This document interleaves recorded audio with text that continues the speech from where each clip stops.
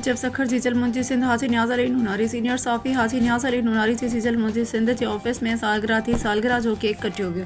Chairman जमात सलवात committee सूबा सिंध क़िबला साईं फ़कीर मोहम्मद सलीम सियाल अवेसी कादरी केक कटियो ऐं हाजी न्याज अली नूनारी के मुबारक सां गॾु दुआ कई। हिन तक़रीब में निगरान जमात सलवात कमेटी सूबा सिंध साईं फ़कीर अरबाब अली मोहसिन अली नूनारी बिलावल हसन नूनारी फरहान अली मीरजत हाकिम अली रिन सज्जाद अली बलोच समेत काफ़ी दोस्तन शिरकत कई। हाजी न्याज अली नूनारी जन्म ॾींहं जो खोड़ सारियूं मुबारकूं हुजनि। अल्लाह पाक वॾी ज़िंदगी अता फ़रमाए।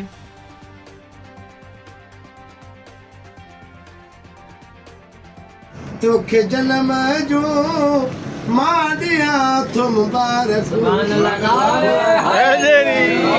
ओ न्याज़ साहब तोखे जन्म जो मां ॾियां थो मुबारक ओ मां ॾियां थो मुबारक रब खे आहिनि पार तूं न्याज़ साहब तोखे जन्म जो मां ॾियां थो मुबारक हो सालगिरह जी अॼु राति आ राज़ी ख़ुदा जी ज़ात आ हो सालगिरह जी राति आ राज़ी ख़ुदा जी ज़ात आ हो न्याज़ माण्हू मिठड़ा सोहणा तोखे जन्म जो मां ॾियां थो मुबारक हो हर बधाई दुआऊं घुरे अल्लाह साईं हयाती ॾे हो हर बधाई दुआऊं घुरे रब साईं तोखे ख़ुशि रखे